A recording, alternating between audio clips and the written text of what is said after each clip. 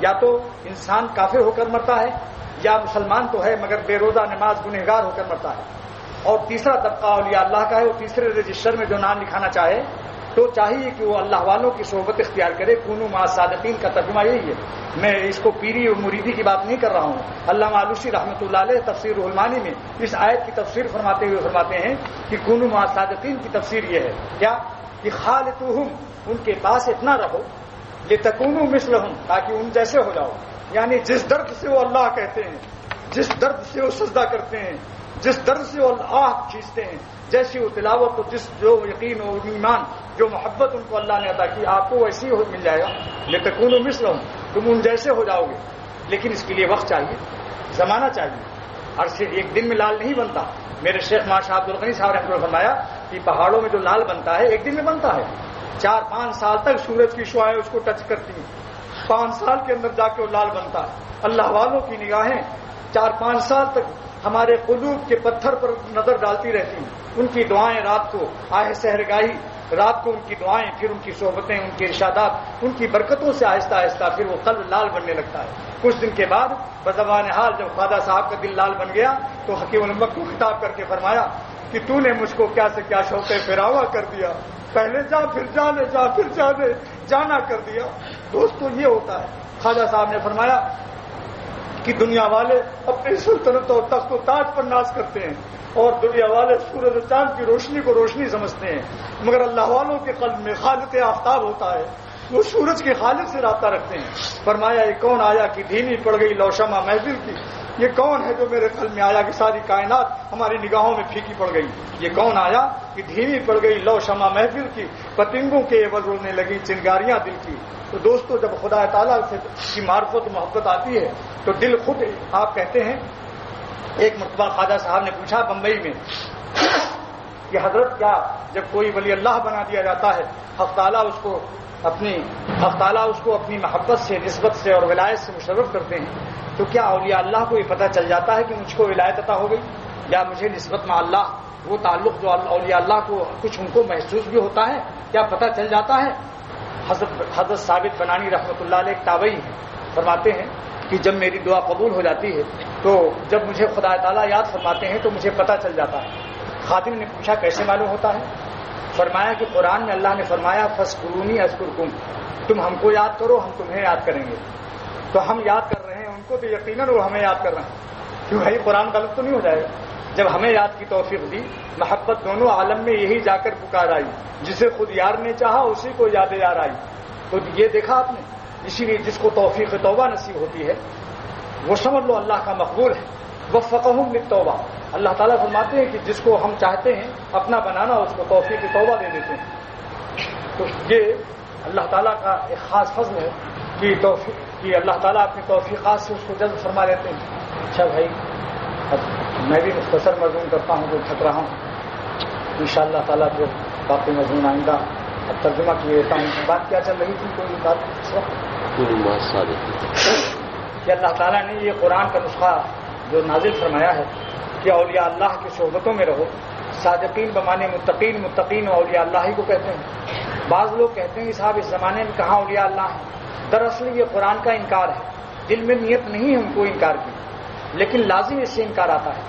کیونکہ اگر کوئی باپ اپنے بچوں سے کہے کہ روزانہ آدھا سیر دودھ پیا کرو اور 1 پاؤ بھی دودھ نہ خریدے، وہ باپ دودھ کا انتظام نہ کرے، تو بچے یہی کہیں گے کہ ابا آپ دودھ پینے کا حکم تو دے رہے ہیں مگر گھر میں دودھ کا تو بھی انتظام کرنا چاہیے. تو جو خدا اولیاء اللہ کی صحبت میں بیٹھنے کا حکم دے رہا ہے اور قرآن قیامت تک کے لیے نازل ہوا ہے، تو اگر ساری دنیا میں اولیاء اللہ نہیں ہے تو پھر یہ قرآن کی آیت کیا ہوگی بھائی؟ معلوم ہوا حکیم الامت تھانوی رحمۃ اللہ علیہ نے ابھی زیادہ دن نہیں ہوئے ان کے انتقال کو ایک واضح میں قسم اٹھا کر فرمایا کہ خدا کی قسم جتنے اولیاء اللہ کی کرسی ہے سب پر رہتی ہے. ایک انتقال کرتا ہے اس کی کرسی پر دوسرے کو بیٹھا لیا جاتا ہے، لیکن زندگی میں ان کی پہچان نہیں ہوتی. ان کے مرنے کے بعد رونے والے پیدا ہو جاتے ہیں. پھر کہتے ہیں حضرت رحمۃ اللہ علیہ اور فلانا نور اللہ مرقدہ ہیں اور نہ جانے کیا کیا القاب و آداب. جب تک زندہ رہتے ہیں کہتے ہیں ارے میاں تو وہی ہے. اس وقت وہ خوش خوشے نظر آتے ہیں. تو دوستو یہی عرض کر رہا ہوں کہ جس طرح سے جسمانی بیماری کے لیے آپ اس کا انتظار نہیں کرتے کہ دہلی کے قبرستان سے، کیونکہ آپ حضرات دہلی والے زیادہ ہیں، اس لیے میں وہ مثال پیش کرتا ہوں کہ اگر آپ کی مرکنٹائل سوسائٹی دہلی میں یہ جو ہے آپ کا ریاض مسجد کے ماحول میں جو حضرات دہلی والے رہتے ہیں، کوئی شخص بیمار ہو جائے اور پرانا آدمی جس نے حکیم اجمل خان کا بھی دیکھا ہو، اس میں کوئی ایسا بڈھا فرض کر لو، تو کیا وہ یہ کہہ سکتا ہے کہ بھائی میں نے تو حکیم اجمل خان کو دیکھا ہے اور ان کے جیسا یہاں کراچی میں کوئی طبیب نہیں ہے، لہٰذا میں ایڑی رگڑ رگڑ کر جان دے دوں گا اور مرض میں مرتا رہوں گا، ہائے ہائے کرتا رہوں گا، لیکن موجودہ سٹر پٹر قسم کے حکیموں کا علاج نہیں کراؤں گا؟ بولو بھائی، ہے کوئی آدمی ایسا؟ کوئی آدمی نہیں بھائی۔ یہی آپ کے کراچی کے جو موجودہ معالجین ہیں، آپ اپنی جان بچاتے ہیں ان سے، ایمان بھی بچا لیجئے۔ جو موجودہ اہل اللہ ہیں ان کے غلام، اگر گیہوں نہیں ملے تو بھوسی کو بھی غنیمت سمجھو، گندم اگر بہم نہ رسد ہے۔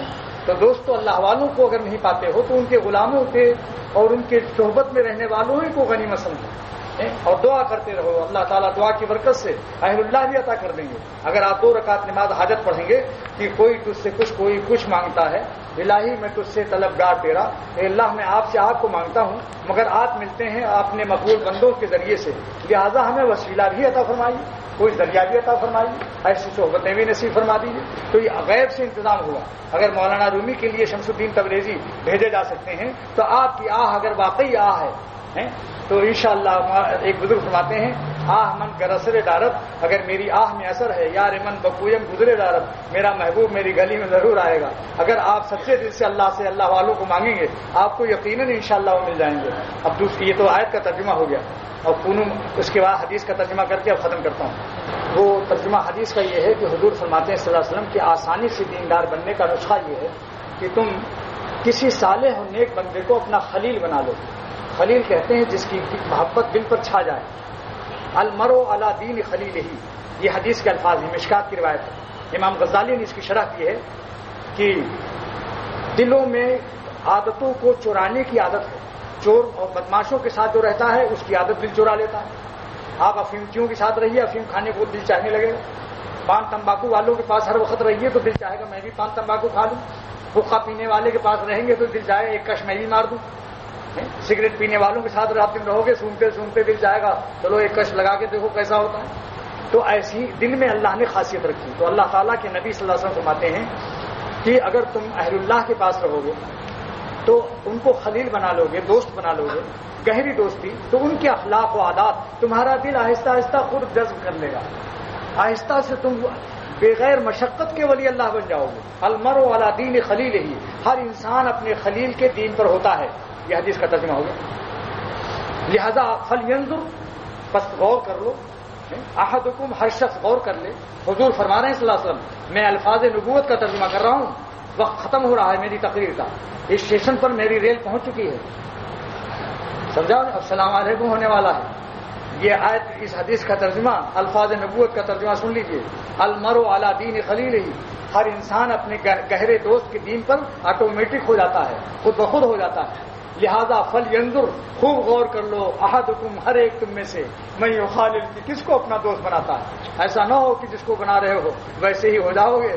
دیکھ لو، اگر گڑبڑ کو بنایا تو گڑبڑ ہو جاؤ گے، اور بڑھیا کو بناؤ گے تو بڑھیا ہے، اور بڑھیا کے ساتھ رہو گے تو بڑھیا ہو جاؤ گے۔ بس یہ میں نے عرض کر دیا۔ میرے ایک دوست نے مجھے یاد دلایا کہ آپ نے کئی دفعہ یہ کہا کہ ایک واز ہوتا ہے، ایک واز میرا 9 سیکنڈ کا واز ہوتا ہے، اور وہ میرا واز نہیں ہے بلکہ واز نبوت ہے، اور سارا دین اس کے اندر ہے، اور 9 سیکنڈ یا 9.5 سیکنڈ یا زیادہ سے زیادہ 10 سیکنڈ لگتے ہیں اس میں۔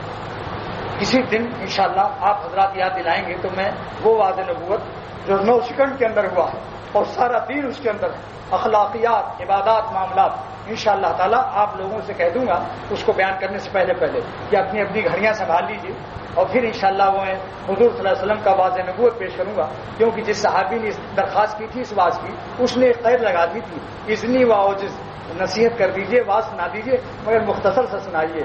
اللہ کے نبی نے وہ مختصر واز سنایا کہ 9 سیکنڈ میں ختم ہوا، مگر سارا دین اس کے اندر ہے۔ میں ملا علی قاری کی شرح سے کبھی انشاءاللہ بیان کروں گا، آج اس کا موقع نہیں، میں تھک چکا ہوں۔ یہ کہہ رہے ہیں پھر یہ بھی سنا دوں، میں نہیں سنا سکتا، دعا کیجیے اللہ تعالیٰ عمل کی توفیق عطا فرمائے۔ اللہم صلی علی سیدنا مولانا محمد النبی الامی وآلہ وصحبہ وبارک وسلم۔ یا اللہ، آج عاشورے کا مبارک دن ہے، حضرت موسیٰ علیہ السلام کو آج کے دن آپ نے دریائے نیل میں دشمنوں سے نجات عطا فرمائی تھی اور ان کے قوم کو اللہ اس دن حضور صلی اللہ تعالی وسلم نے روزہ رکھا اور آئندہ کے لیے فرمایا کہ اگر میں اگلے سال زندہ رہا تو نویں کو بھی روزہ رکھوں گا. اللہ اس مبارک دن کے صدقے میں اور اس محترم دن کے صدقے میں اللہ سب کو اپنی محبت کے لیے منتخب فرما لے. اللہ آپ فیصلہ فرما دیں. آپ جس کو اپنا بنانے کا فیصلہ کر لیں گے اس کو کون اپنا بنا سکتا ہے؟ اللہ ساری دنیا اگر اسے کھینچنا چاہے، جسے آپ کا کرم اپنی طرف کھینچ لے، تو نفس و شیطان، ہزاروں دشمن، تمام سوسائٹی اور معاشرہ اس کو گندا بنانا چاہے، لیکن آپ جسے اچھا بنانا چاہیں اسے کوئی خراب نہیں کر سکتا. آپ کی قدرت کا صدقہ آپ اپنے دست بازو کرم سے ہم کو اپنا بنا لیں، اور ہم آخری بردست بر بازو تو دست بخشا جانب زمبیل ماں، ہماری جھولی کمزور ہے، خالی ہے. آپ اپنے دست کرم سے اس میں توفیق کی خزانے ڈال دیجیے اور اپنی رحمت سے ہماری جانوں کو جذب فرما کر اپنا وہ تعلق بخش دیجیے جو آپ اپنے دوستوں کو عطا کرتے ہیں. اللہ بابا فرید اتار، خواجہ معین الدین چشتی اجمیری، امام غزالی، مولانا روم، بڑے بڑے اولیاء اللہ، خواجہ حسن بصری جیسے ان کے سینوں میں جو امانت و دولت ہے آپ نے بخشی، آپ اپنی رحمت سے کرم کے صدقے میں بلا استحقاق و صلاحیت ہم نااہلوں کو بھی محض اپنے کرم سے عطا فرمائیے، اس حیثیت سے کہ آپ کریم ہیں اور کریم کی تعریف ملا علی قاری نے کی ہے. محدث عظیم نے اس امت کی کریم اس ذات کو کہتے ہیں جو بلا اہلیت و صلاحیت اپنی نعمتوں کو عطا کر دے. اے خدا، ہم صلاحیت و اہلیت نہیں رکھتے، لیکن آپ کے کریم ہونے کی حیثیت سے آپ کے تعلق خاص کی بھیک مانگتے ہیں. اپنا صحیح و قوی تعلق ہم سب کو نصیب فرما کر اپنی ولایت و دوستی کے لیے قبول فرمائیے، اور ہمیں اولیاء صدیقین کی حیات نصیب فرما کر اسی حیات پر وفات مقدر کر کے میدان محشر میں بے حساب مغفرت فرما کر جنت میں ہم سب کو اسی طرح اکٹھا فرمائیے جس طرح ریاض مسجد میں آپ کے نام پر مختلف خاندانوں سے، مختلف شہروں سے آپ کے نام پر اس وقت جمع ہے. وآخر دعوانا الحمدللہ رب العالمین وصلی اللہ تعالی علی خیر خلقہ وصحبہ اجمعین برحمتک یا ارحم الراحمین. 16 محرم الحرام 1405 مطابق 12 اکتوبر 1984 عیسوی بروز جمعہ، مجلس عام خانقاہ امدادیہ شفیہ، گلشن اقبال، کراچی. حضرت تختیم الامت مجدد الملت مولانا شاہ اشرف علی صاحب تھانوی نور اللہ مرقدہ کا واز راحت القلوب کے نام سے پڑھا جائے گا. 37 صفحے تک پہلے آپ کو سنایا جا چکا ہے. آج بقیہ مضمون سنایا جائے گا. اور اس سے پہلے ایک بات اچانک چونکہ یاد آ گئی دل میں، وہ عرض کر دوں. بعض وقت میں چیز آتی ہے ذہن میں پھر بھول جاتا ہوں. بیان کرنا تھا کہ اب محرم کے بعد سفر کا مہینہ آ رہا ہے. سفر کے مہینے کو کفار عرب منحوس سمجھتے تھے، اور وہی کفار جو 360 بتوں کی پوجا کرتے تھے ان کا رابطہ ہندوستان کے بت پرستوں سے بھی تھا. متھرا اور بنارس کے مندروں والے جتنے پناڈت تھے، پنڈت کی جمع پناڈت ہے، جیسے مسجد کی جمع مساجد،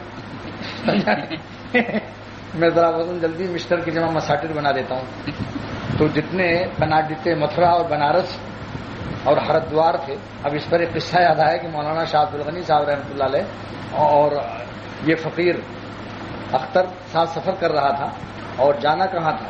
جانا تھا رابریلی کی طرف، اور ضلع ایٹا شیروانی صاحب مرحوم کی ملاقات ہوئی. تو 2-3 سادھو آ کر بیٹھ گئے حضرت کے ساتھ.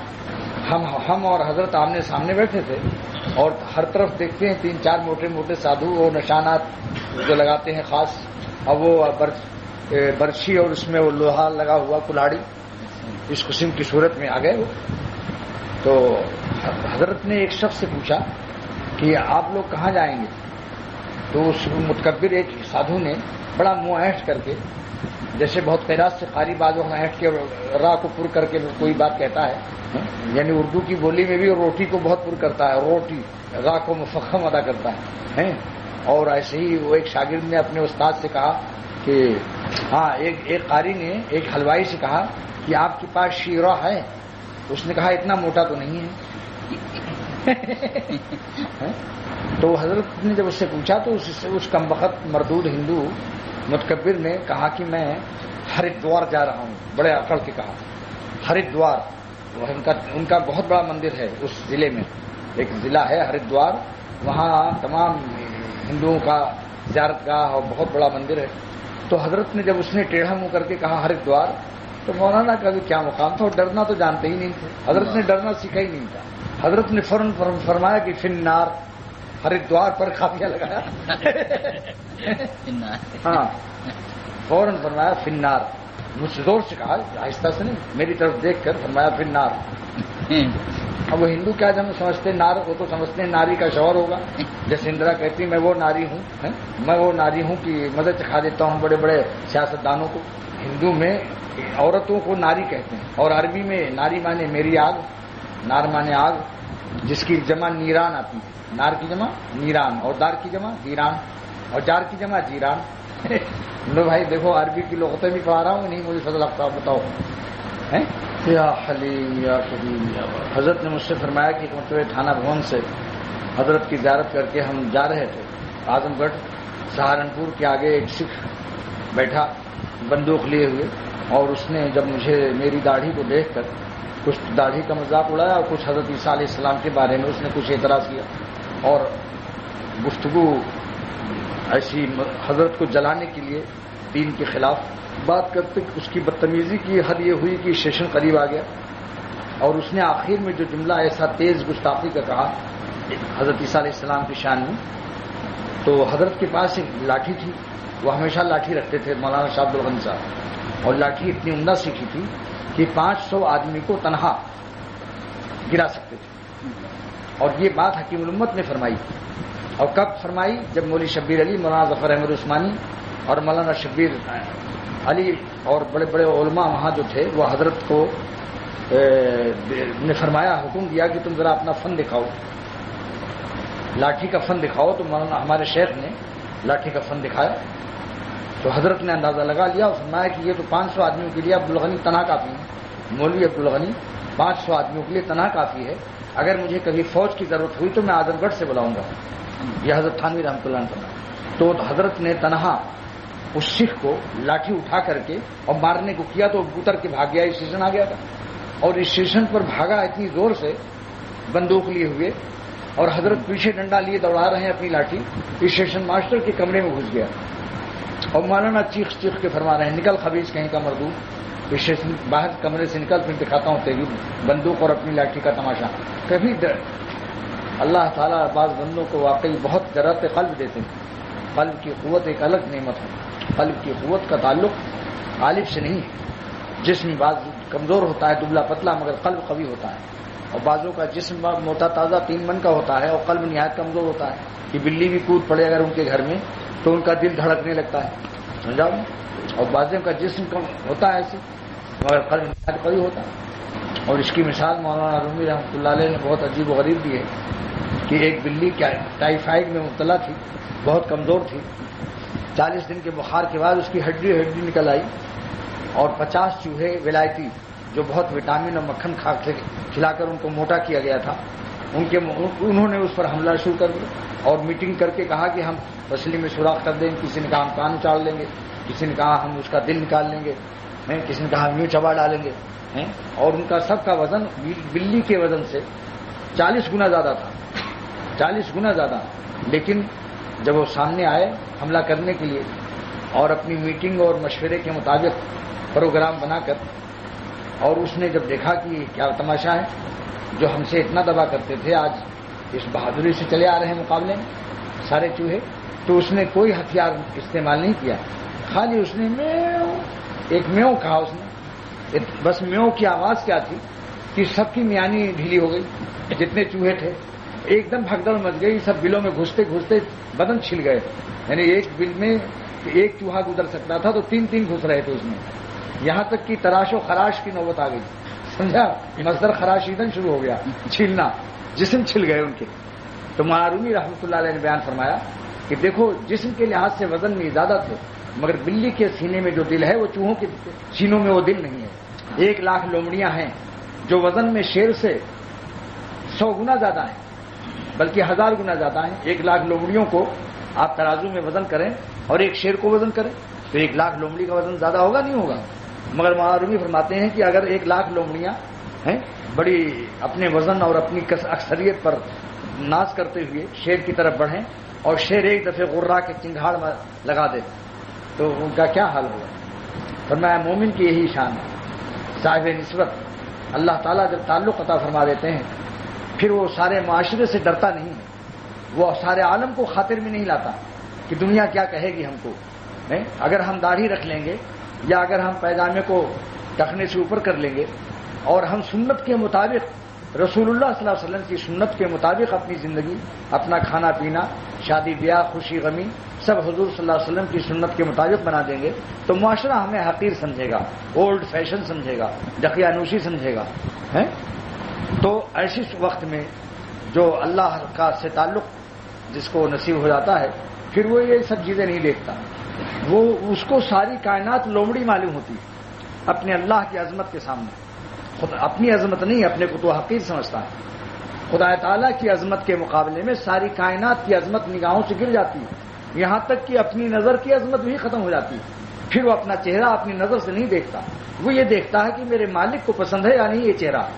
غلام کی نظر بدل جاتی ہے جب مالک سے تعلق و مالک کی عظمت کو جان جاتا ہے. جو غلام اپنے مالک کی طاقت اور عظمت سے واقف نہیں ہے، جو غلام اپنے مالک کی عظمتوں سے، اس کی رفتوں سے، اس کی طاقتوں سے، اس کی عنایتوں سے واقف نہیں ہے، وہی غلام بیوقوف اپنے مالک کو ناراض کر سکتا ہے. بظاہر تو ہیں چھوٹی چھوٹی سی باتیں، اختر کی یہ باتیں تو بظاہر چھوٹی چھوٹی سی معلوم ہوتی ہیں. بظاہر تو ہیں چھوٹی چھوٹی سی باتیں، جہاں سوز لیکن یہ چنگاریاں ہیں، جہاں سوز لیکن یہ چنگاریاں ہیں. اگر غور سے سنو تو انشاءاللہ یہ ایک جملہ ہدایت کے لیے کافی ہے کہ جو غلام اپنے مالک کی عظمتوں سے، اپنے مالک کی طاقتوں سے، اپنے مالک کی عنایتوں سے نادان ہوتا ہے، غیر عارف ہوتا ہے، ناواقف ہوتا ہے، وہ غلام دوسرے غلاموں کی عظمتوں سے دب کر اپنے مالک کو ناراض کرنا گوارا کر لیتا ہے. اپنی نظر سے دیکھتا ہے کہ میری شکل کیسی ہے، اپنی بیوی سے پوچھتا ہے کہ میری شکل تمہیں کیسی معلوم ہوتی ہے، اپنے بچوں سے، معاشرے سے پوچھتا ہے، اپنی نظر سے آئینے میں دیکھتا ہے. یہ کب تک ہے؟ جب تک وہ مالک کی عظمتوں سے واقف نہیں ہے. اور جس غلام پر اس کے مالک کی عظمت منکشف ہو جاتی ہے، معرفت، تو وہ کہتا ہے کہ غلام کی نظر بھی غلام ہے، غلام کا ہرگز غلام ہے. ہم وہی سنیں گے جس سے مالک خوش ہوگا، ہم وہی دیکھیں گے جس سے مالک خوش ہوگا، ہم ویسے ہی بولیں گے جس سے مالک خوش ہوگا، ہم وہیں جائیں گے جس سے مالک خوش ہوگا. شہنما جاتے ہوئے اپنے قدموں کو روک لے گا کہ مالک اس طرف کے جانے سے ناراض ہیں. مسجد جاتے ہوئے شکر ادا کرے گا کہ مالک اس طرف جانے سے خوش ہیں. ہر سانس میں وہ مالک پر نظر رکھتا ہے. زمین پر رہتے ہوئے آسمان والے پر نظر رکھتا ہے، خالق آسماں پر. مخلوق زمین خالق آسماں پر جب نظر رکھ لیتی ہے وہی مخلوق فرشتوں سے افضل ہو جاتی ہے. آسمانی مخلوق سے وہ زمین کی مخلوق افضل ہو جاتی ہے، بشرطے کہ وہ مخلوق زمینی آسمان کے خالق سے رابطہ قائم کر کے ان کی مرضی کے مطابق زندگی گزارنے لگے. اور جب تک اللہ تعالیٰ کی عظمت منکشف نہیں ہوتی پھر آدمی یہ دیکھتا ہے کہ میری شکل آئینے میں کیسی ہے، خود ہی فیصلہ کر لیتا ہے، واہ واہ آج تو میں بڑا بہت ہی کیا جمال ہے آج تو. سمجھ گیا؟ اپنے جمال کا فیصلہ اپنی نظر سے کیا کریں. سید سلیمان ندوی رحمۃ اللہ علیہ کا شعر بھی عجیب ہے، ہم ایسے رہے یا کہ ویسے رہے وہاں دیکھنا ہے کہ کیسے رہے. ہم ایسے رہے یا کہ ویسے رہے وہاں دیکھنا ہے کہ کیسے رہے. دوستو اپنی قیمت کو خارج سے مت لگاؤ. خارج سے قیمت نہیں لگتی، باطن سے قیمت لگتی. ایک کتا ہے 2.5 لاکھ کی کار پر جا رہا ہے، خارج میں تو بہت 2.5 لاکھ کی قیمت ہے اس کے ساتھ، مگر اندر سے چونکہ سگیت ہے، حقیقت اس کی کتا پن ہے، لہذا اس کی قیمت کچھ بھی نہیں. چونکہ باطن اس کا خراب ہے، باطن میں وہ کتا ہے حقیقت کے لحاظ سے، اور 2.5 لاکھ کی کار پر جا رہا ہے. اور آپ گدھے گاڑی پر ہیں یا سائیکل پر ہیں یا پیدل ہیں لیکن صاحب نسبت ہیں، اللہ آپ سے راضی ہے. آپ کیا فیصلہ کر لو کون بہتر ہو. خارج سے اپنی قیمت نہ لگائیے کہ ہمارے پاس بنگلہ ہے اور کار ہے. قالب کی قیمت قلب سے، جسم کی قیمت قلب سے ہے. جس کا دل جتنا اچھا ہوگا اور اللہ والا ہوگا اتنا ہی وہ اس کا جسم قیمتی ہوگا. اس سے پہلے سنا چکا ہوں کہ امام احمد ابن حنبل، جن کا اصل نام ہے امام احمد ابن محمد ابن حنبل، ملا علی قاری فرماتے ہیں کہ جو لوگ امام احمد ابن حنبل کہتے ہیں وہ مجازن کہتے ہیں. یہ ان کے والد نہیں ہیں، دادا ہیں، تو مجازن تو جائز ہے امام احمد ابن حنبل کہنا، لیکن حقیقت کے اعتبار سے یہ امام احمد ابن محمد ابن حنبل ہیں. انہوں نے اللہ کے راستے میں مجاہدہ کیا. قلب کی قیمت مجاہدے سے کہاں پہنچی. اللہ کے راستے میں تکلیف اٹھائی، اس مقام پر پہنچے کہ جب 29 کوڑے کھائے پہلی کرامت کی صادر ہوئی. جو لوگ کہتے ہیں صاحب ہمیں کوئی کرامت مل جائے, ہم ولی اللہ بن جائیں, ہم سے کرامت صادر ہو جائے, تو ولی اللہ بننا اور کرامت مجاہدے پر موقوف ہے. آپ کا مالدار ہونا مجاہدے پر موقوف ہے. فیکٹری کارخانہ آسانی سے تھوڑی مل جاتا ہے. پوچھو کہ کیا کیا پاپڑ بیلتے ہیں, کتنے جھاپڑ کھانے کے بعد ہاپڑ کے پاپڑ ملتے ہیں. سمجھ گئے؟ میرٹھ میں ہے ہاپڑ تحصیل, میرٹھ میں ایک تحصیل ہے, اس کا نام ہی ہاپڑ ہے, اور وہاں کا پاپڑ مشہور ہے, مگر ملتا ہے بہت جھاپڑ کھا کے. ہاں میں یہ ملی نہیں ہے یوں, دل و جگر ہوئے ہیں خون, کیوں میں کسی کو مفت دوں, میں میری مفت کی نہیں. اللہ ان صلۃ اللہ لغالیہ. اللہ حضور فرماتے ہیں اللہ کی محبت کا سودا بڑا مہنگا ہے, تم اسے آسانی سے نہیں خرید سکتے ہو. جان کی بازی لگاؤ, کچھ جھیلو, کچھ غم اٹھاؤ, پھر کرامت صادر ہوگی, پھر آپ ولی اللہ بنیں گے. امام احمد بن حنبل رحمۃ اللہ علیہ کا کیا حال تھا؟ پہلا کوڑا جب لگا اللہ کے راستے میں حق پر قائم تھے, کوڑوں کے ڈر سے حق نہیں چھوڑا. پہلے کوڑے پر یہ وہ ہیں کہ جن کو 10 لاکھ حدیثیں میسنت زبانی یاد تھی, اس کا ہم تصور بھی نہیں کر سکتے. دیکھ لو جلد نمبر 1 مرقات میں ملا علی قاری نے لکھا ہے 1 لاکھ حدیث کو تو ہم حافظ الحدیث کہتے ہیں, ان کو 10 لاکھ حدیثیں آتی, اور اتنے بڑے محدث تھے, مگر محدث اور مفسر سے زیادہ وہ اللہ والے تھے. پہلا کوڑا کھایا اللہ کے راستے میں تو فرمایا بسم اللہ.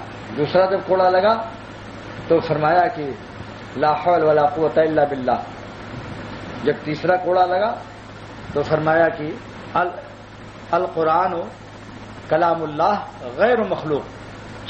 قرآن اللہ کا کلام ہے, غیر مخلوق ہے, خالق کی صفت ہے. اسی مسئلے پر جھگڑا تھا. جب چوتھا کوڑا مارا گیا تو فرمایا لن یصیبنا الا ما کتب اللہ لنا. ہم کو ہرگز یہ مصیبت سلاطین نہیں پہنچا سکتے, ساری کائنات, الا ما کتب اللہ لنا, مگر جو میرے لیے اللہ نے لکھ دیا ہے. بادشاہ سے نہیں ڈرے. یہ آیت اسی موقع سے یا علل ٹپ نہیں ہے, علل اتفاق نہیں, سوچ سوچ کر پڑھا تھا. پہلا جملہ تھا بسم اللہ, یعنی میں اللہ کے نام پر کوڑے کھا رہا ہوں. ہم یہ سمجھتے ہیں کہ یہ بزرگوں کا کلام یا ایسے ہی بس جو منہ میں آیا کہہ دیا, نہیں, ایک ایک جملے میں راز معرفت پوشیدہ ہے. پہلا کوڑا کھا کر جو بسم اللہ کہا تھا تو اس کا مطلب یہ ہے کہ میں اس کو برداشت نہیں کر سکتا مگر اللہ کے نام کی طاقت سے. دوسرا مطلب یہ تھا کہ اللہ کے نام پر یہ کوڑے کھا رہا. اور دوسرے کوڑے پر کیا پڑھا؟ لا حول ولا قوت الا باللہ کی طاقت. یہ ہمیں توفیق جو ہو رہی ہے, اللہ کے راستے کا غم اٹھانے کا جو توفیق ہو رہی ہے, میں سچ عرض کرتا ہوں کہ آج بازاروں میں نگاہ بچانے کی توفیق جس کو نصیب ہو جائے تو وہ اللہ تعالیٰ کا شکر ادا کرے کہ اللہ ہماری طاقت نہیں تھی, یہ آپ کا فضل اور آپ کا کرم ہے کہ جس نے ہمیں توفیق دی نگاہ کی حفاظت. تو دوسرے کوڑے پر لا حول ولا قوت الا باللہ پڑھا. تیسرے کوڑے اس کا مطلب تھا کہ ہماری طاقت نہیں, آپ مدد بھیج دیجیے. اس کا یہ مطلب ہوتا ہے لا حول ولا قوت الا باللہ میں طلب مدد ہے کہ ہماری طاقت نہیں ہے گناہ سے بچنے کی, نہ نیک عمل کرنے کی, مگر آپ کی مدد سے. تو گویا اللہ سے اپنی عاجزی کا اظہار کر دیا اور مدد حاصل کر دی. تیسرا جملہ تھا کہ کس وجہ سے ہم کو مارا جا رہا ہے, وہ اس مسئلہ حق پر کہ کلام اللہ, قرآن اللہ کا جو ہے یہ اللہ کا کلام ہے, غیر مخلوق ہے. آخر میں چوتھے جملے پر وہ خاموش ہو گئے, یعنی بے ہوشی کے قریب ہو گئے, پھر کوئی جملہ نہیں کہہ سکتے. چوتھا کوڑا جب لگا تو انہوں نے پڑھا لن یصیبنا الا ما کتب اللہ لنا. مجھے ہرگز کوئی مصیبت نہیں پہنچا سکتی. اس میں نفی تھی سلطان پر.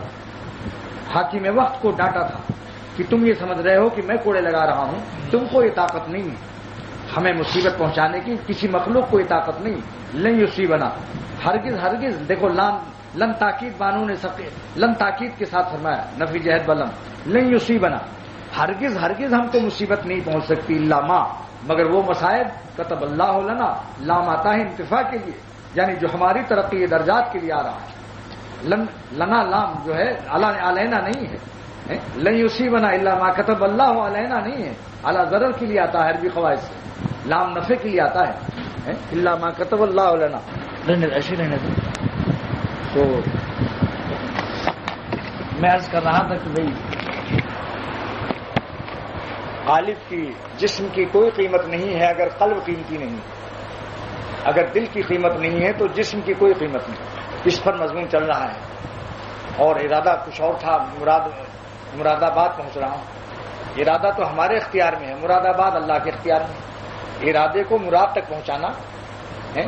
یہ نہ سمجھنا یو پی کے شہر بھیج رہا ہوں، مراد آباد مجھ سے مراد، اس سے مراد وہ ہے. تو حضرت امام احمد ابن حنبل رحمۃ اللہ علیہ کا ایک محدث عظیم ولی اللہ کامل صاحب کرامت بزرگ کا قصہ سنا رہا ہوں کہ اللہ کے راستے میں ان کو جب کوڑا مارا گیا تو پہلے کوڑے پر بسم اللہ کہا، دوسرے پر لا حول ولا قوت الا باللہ کہا، تیسرے پر کیا کہا؟ القرآن کلام اللہ غیر مخلوق، قرآن اللہ کا کلام ہے، غیر مخلوق ہے. چوتھا کوڑا جب لگا تو فرمایا کہ لن یصیبنا الا ما کتب اللہ لنا، ہمیں ہرگز کوئی مصائب نہیں آ سکتے مگر جو ہمارے اللہ میاں نے ہمارے لیے مفید، ہمارے نفع کے لیے لکھ دیا ہے، اس میں ہمارا نفع ہے. درجات حدیث میں آتا ہے، ابو داؤد شریف کی روایت ہے کہ بعض مصیبتیں جو بندوں پر آتی ہیں اللہ تعالیٰ کے یہاں ان کا بہت اونچا درجہ لکھا ہے مگر عمل کے لحاظ سے اس درجے تک نہیں پہنچ سکتے، عمل کمزور ہے، عمل اچھے نہیں ہیں، تو اللہ تعالیٰ دنیا میں ان پر کچھ مصیبت بھیج دیتے ہیں. ابتلاء اللہ فی جسدہ اور فی مالہ اور فی ولدہ ثم صبرہ علی ذلک، پھر اس کے صبر کی طاقت دے دیتے ہیں. حتی یبلغہ اللہ منزلۃ، یہاں تک کہ اللہ اس کو اس مقام پر پہنچا دیتے ہیں کہ ما التی سبقت لہ من اللہ عز وجل، جو اللہ کی طرف سے اس کے لیے مقدر ہے بلند درجہ وہ مل جاتا ہے. مصائب اس لیے فرمایا مصیبت تمہارے اختیار میں نہیں ہے. بادشاہ کا دماغ توڑ دیا، حاکم وقت کا دماغ توڑ دیا اسی آیت سے کہ لن یصیبنا، تم سمجھتے ہو تم ہمیں کوڑے مروا رہے ہو اور اپنی جیت سمجھ رہے ہو، نہیں، ہماری جیت ہے، ہمارے درجات بلند ہو رہے ہیں. تمہارے اوپر ہمارے خون کا داغ بدنما تمہاری گردن پر چڑھ رہا ہے. تمہاری کامیابی نہیں، کامیابی ہماری ہے. لنا الا ما کتب اللہ لنا.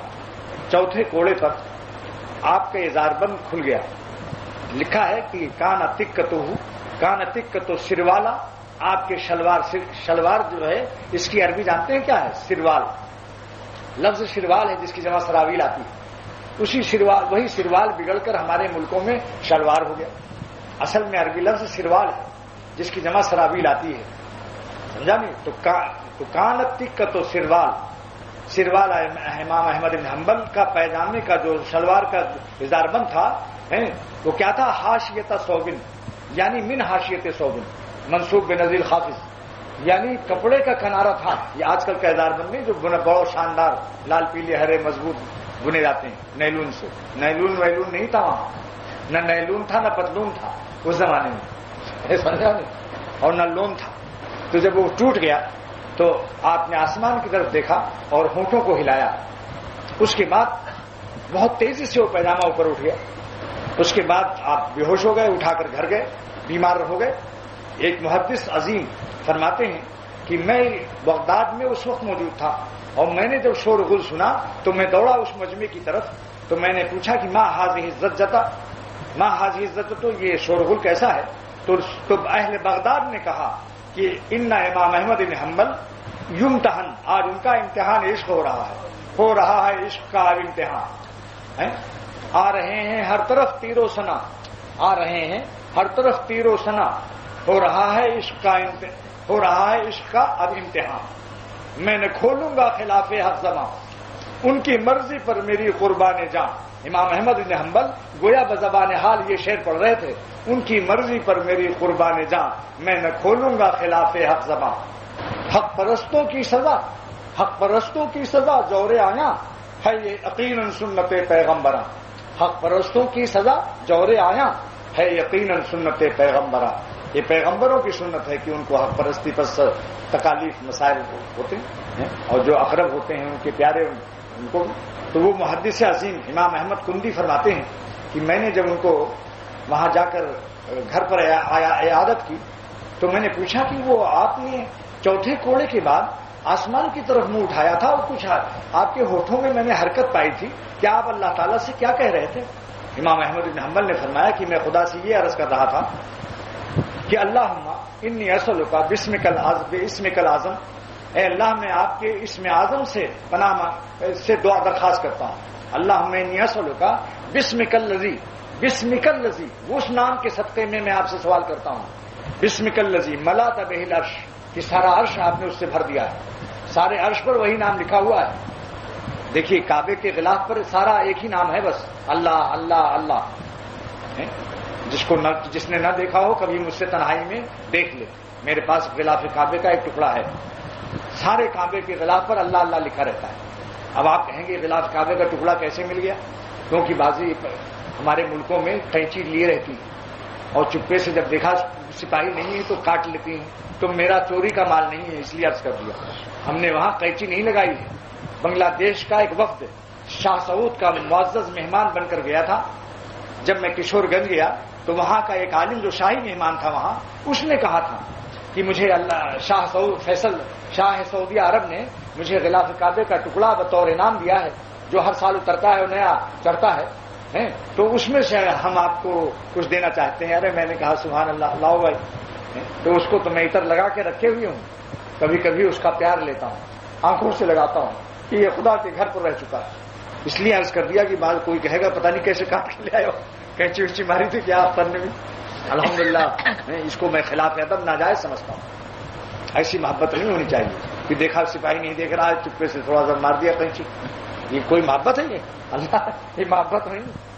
لیکن اگر مغلوب ہو کر کیا تو معافی کی توقع بھی ہے، سمجھا؟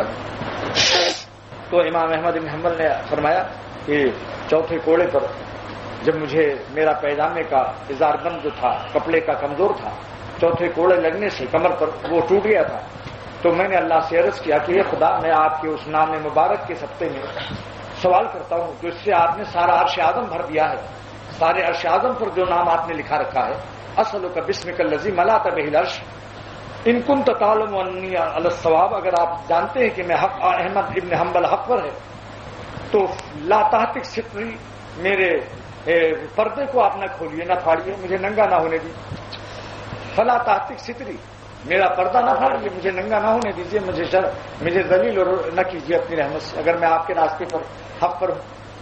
بس وہ کرامت ہے، بات یہ چلی تھی کرامت، لوگوں کو شوق ہے کہ میں ایسا ولی اللہ ہو جاؤں کہ مجھ سے کرامت پیدا ہو جائے۔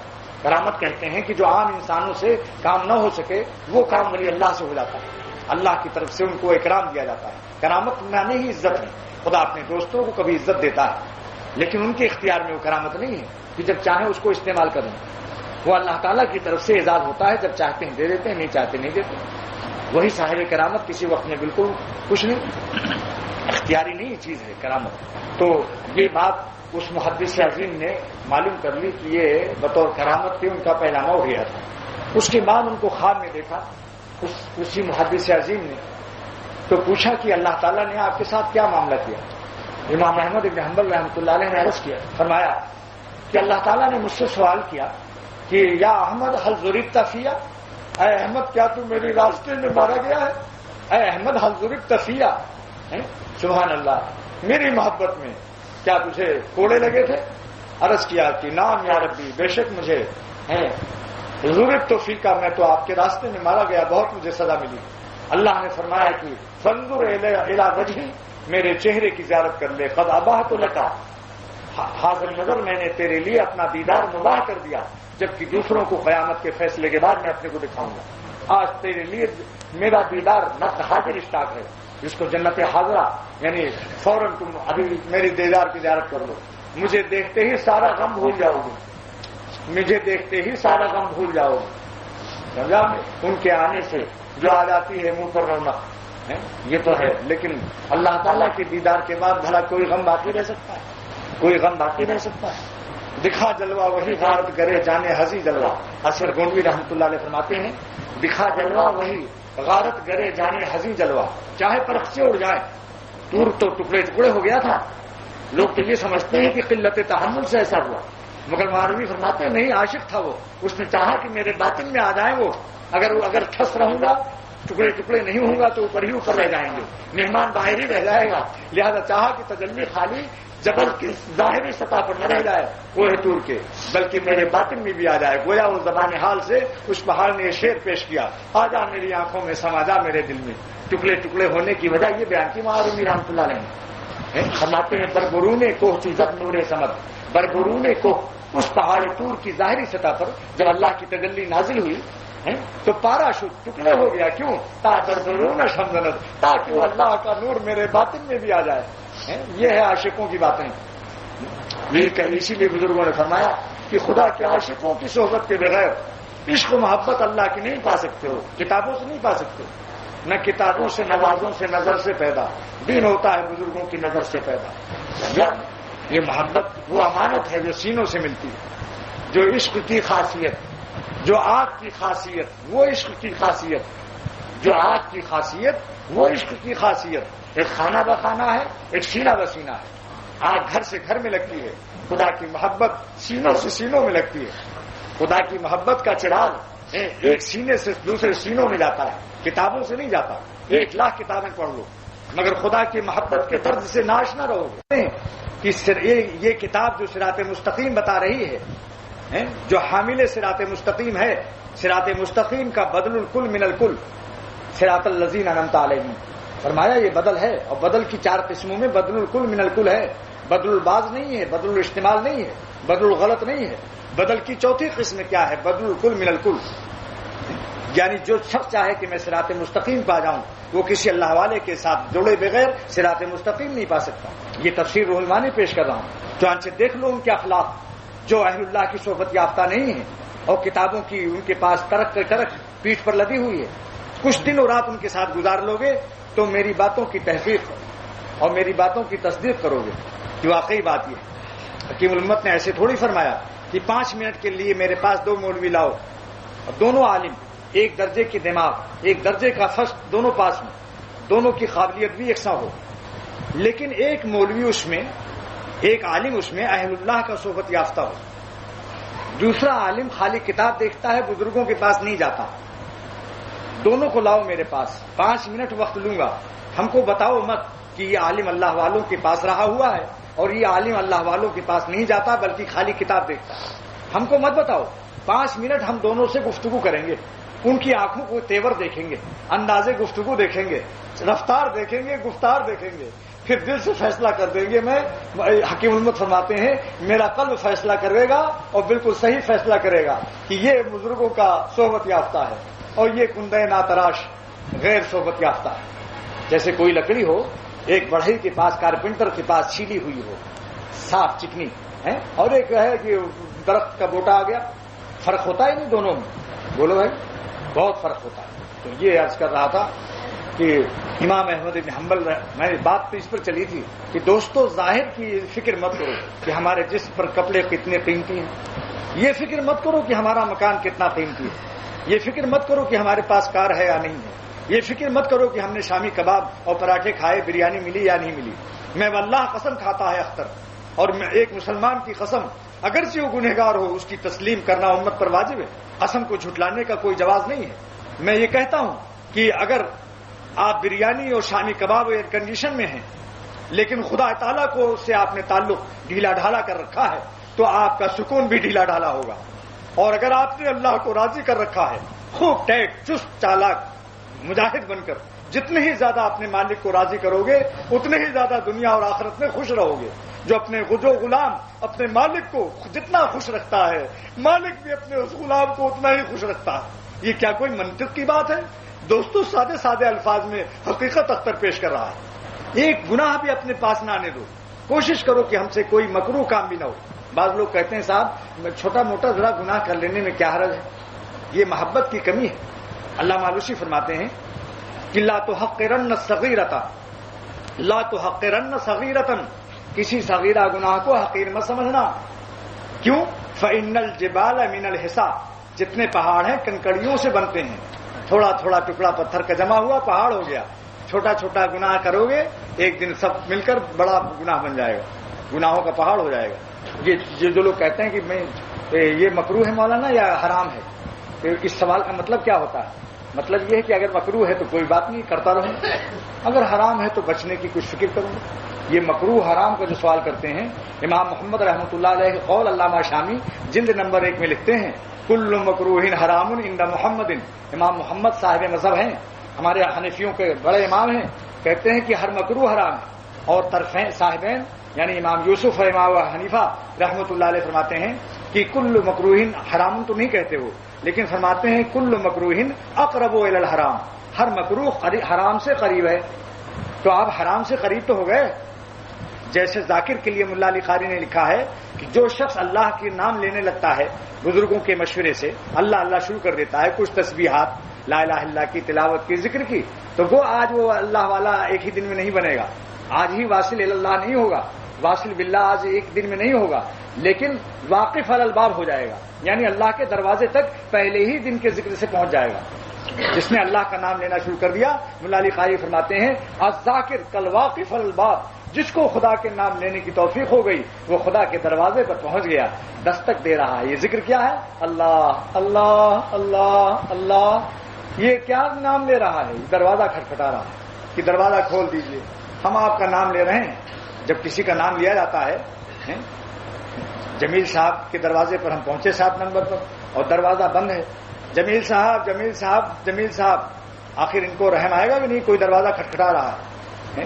خواجہ صاحب نے اسی کو فرمایا کہ ذکر کرنے سے اگر اللہ کے قرب میں دیر لگے گھبراؤ مت، کھولیں ہو یا نہ کھولیں در، اس پہ ہو کیوں تیری نظر، تو بس اپنا کام کر، یعنی صدا لگائے جا۔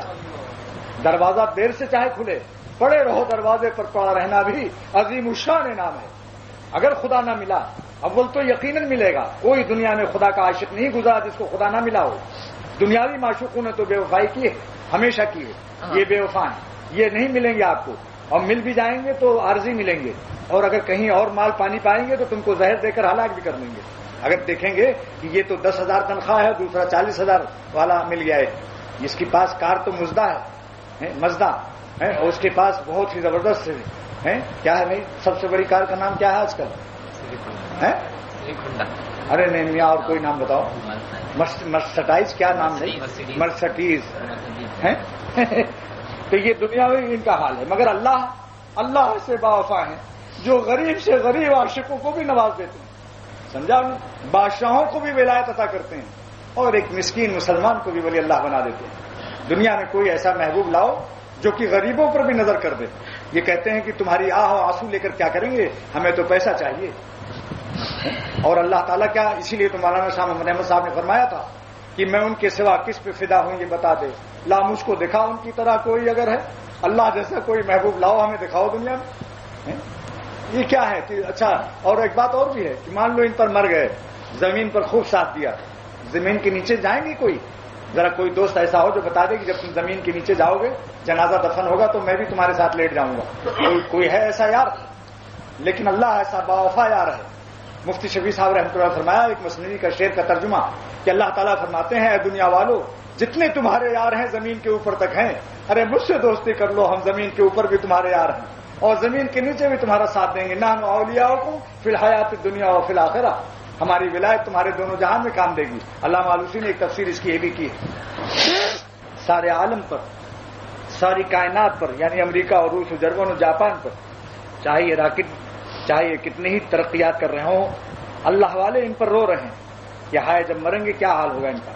یہ ملاؤں کو حقیر سمجھتے ہیں فیکٹری اور کارخانوں کی سرمایہ داری کے نشے میں، اور اللہ والے اپنے اللہ کی محبت میں ان پر ترس کھا رہے ہیں کہ اے خدا ان کی آنکھیں کھول دے کہ جس چیز کو چھوڑنے والے ہیں اس کے پیچھے پڑے ہوئے ہیں، اور اگر یہ نہ چھوڑے تو دنیا ہی ان کو لات مارے گی ایک دن۔ زندگی میں نہ چھوڑا تو زندگی میں اس کے بعد یہ خود فیکٹری چھوٹ جائے گی ان سے۔ تو عقل سلیم بڑی نعمت ہے، سوچو اس کو۔ دنیا میں سفیان ثوری رحمۃ اللہ علیہ کی نصیحت یاد رکھو، تابعی ہیں، فرماتے ہیں تابعی کس کو کہتے ہیں؟ جس نے صحابہ کو دیکھا، فرماتے ہیں کہ دنیا کے لیے اتنی محنت کرو جتنا دنیا میں رہنا ہے۔ اعمل للدنیا بقدر مقامک فیہا، اعمل للدنیا بقدر مقامک فیہا، دنیا کے لیے اتنی محنت کر لو جتنا دنیا میں رہنا ہے۔ وعمل للآخرہ، اور عمل کرو آخرت کے لیے بقدر مقامک فیہا، جتنا آخرت میں رہنا ہے۔ بس دونوں زندگی کا فیصلہ کر لو۔ تو عرض کر رہا تھا کہ اپنے جسم کی قیمت وٹامن سے مت لگاؤ، وزن سے مت لگاؤ کہ اب تو میرا وزن بڑھ گیا ہے، سمجھا آپ نے؟ وزن کے گھٹنے بڑھنے سے قیمت گھٹتی بڑھتی نہیں ہے۔ 40 کلو کا اگر ایک پیغمبر ہے اور 4 من کا بھولو اگر اس پر ایمان نہیں لائے گا تو یہ 4 من دوزخ کی آگ میں جلے گا۔ سن لو اس کو، جسموں کے وزن سے طاقت نہیں ہوتی، قالب کی قیمت سے قلب نہیں ہے، قلب کی قیمت سے قالب ہے۔ خائے معرومی نے کیا حقیقت بیان فرمائی کہ فرماتے ہیں بادہ آزما مست نے کی مازو، شراب میری مستی مجھ سے مست ہے، میں شراب سے مست نہیں ہوں۔ بادہ آزما مست نے کی مازو، شراب مجھ سے مست ہوئی ہے، میں شراب سے مست نہیں ہوں. غالب ازما مست، غالب ازما ہست جسم ہم سے ہے، نیکی معاذ ہو. غالب ازما ہست نیکی معاذ ہو. غالب ہم سے ہے، جسم ہم سے ہے، ہم جسم سے نہیں. بادہ ازما مست نیکی معاذ ہو، غالب ازما ہست نیکی معاذ ہو. غالب ہم سے ہے، اگر ہماری روح نہ ہو جسم رہے گا؟ ذرا کوئی صاحب بتا دیں، روح نکلنے کے بعد جسم قائم رہے گا؟ تو جسم ہم سے قائم ہے، ہم جسم سے قائم نہیں ہے. مگر ہم سے تو جسم قائم ہے، لیکن افسوس کہ انڈا مکھن پراٹھا سب تلاش کر رہا ہے، مگر جسم جس سے قائم ہے یعنی روح، اس کی غذا کی فکر کسی کو نہیں. مولانا فرماتے ہیں روح کی غذا انڈا مکھن نہیں ہے. انسان کی غذا گدھے کی خوراک نہیں ہوتی کہ اس کو بھوسا کھلا دو. روح اعلیٰ چیز ہے، اس کے ذکر بھی اعلیٰ ہے. وہ کیا ہے؟ اللہ اکبر. مولانا روح فرماتے ہیں ذکر حق آمد غذا ہی روح را. اللہ کی ذکر غذا ہے روح کی. میدا را حمزی کہو جو باز کم. فرماتے ہیں ارے میدے کو ذرا یہ حلوہ پوری سے کچھ دن کے لیے ذرا خالی کرو. خوردن ریحان گل آغاز کم. ارے ریحان گل کا کھانا شروع کرو، یعنی اللہ کا نام لینا شروع کرو. خوردن ریحان گل آغاز کم.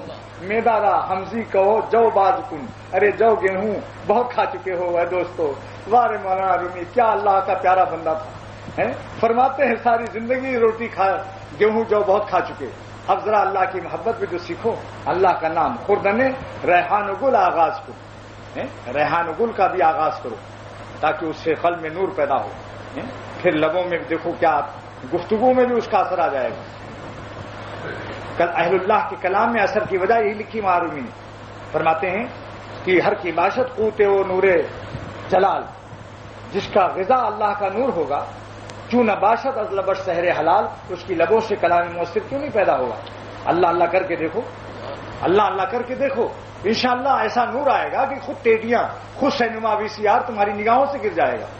یہ تو اندھیرے اس وقت تک پسند ہیں جب تک آپ چمگادڑ ہیں، جب تک آپ کا نفس چمگادڑ ہے، اندھیرا پرست ہے، ظلمت کا پوجنے والا ہے، تو اس وقت تک آپ کو VCR اور ٹیڈیاں اور سینما اچھا لگ رہا ہے. جس دن اپنی خفاشیت سے نکل کر بادشاہی ہو جائیں گے آپ، اس دن سے پھر آپ کہیں گے لا حول ولا قوت الا باللہ، زندگی کہاں ضائع کی. اندھیروں کا پجاری وہی ہے جس کے گھر میں بجلی نہیں ہوتی.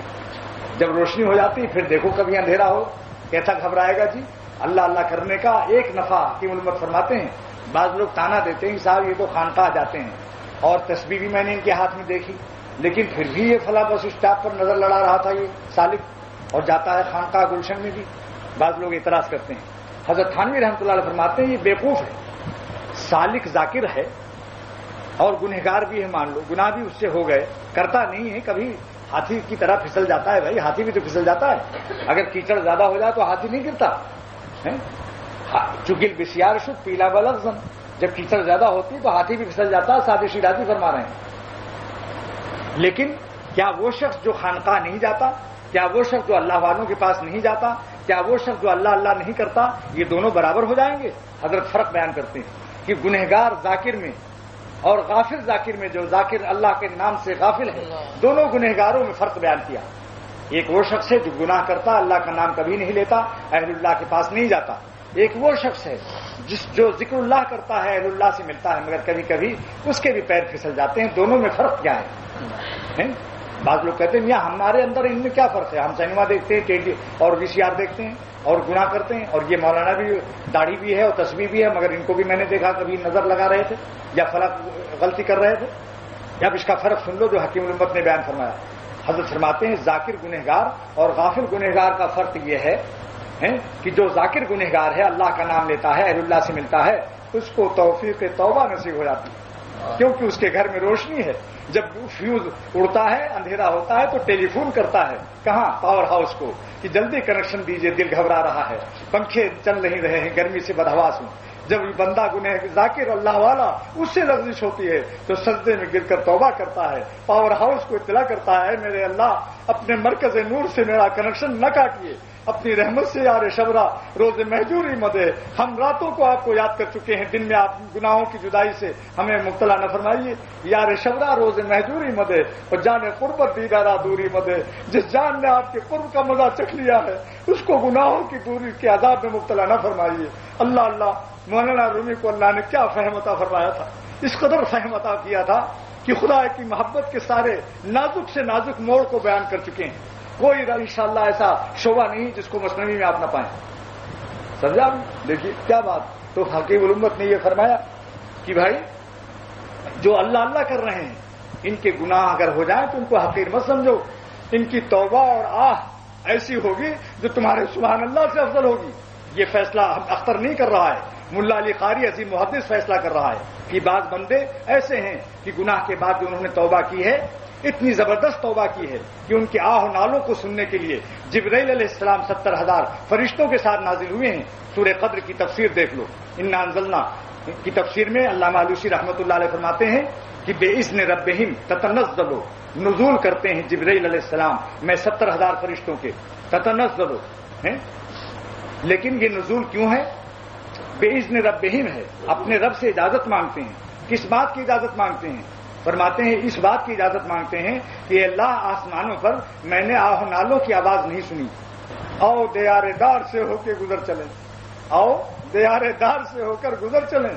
سنتے ہیں اس طرف سے مسافت رہے گی کم. میں فرشتے کہتے ہیں میں زمین پر کچھ بندوں کو دیکھتا ہوں کہ وہ شارٹ کٹ راستے سے آپ تک پہنچ جاتے ہیں. ایک آہ نالے میں اس مقام پر پہنچتے ہیں جو 100 برس کا تہجد والا اس مقام پر نہیں پہنچ پاتا ہے.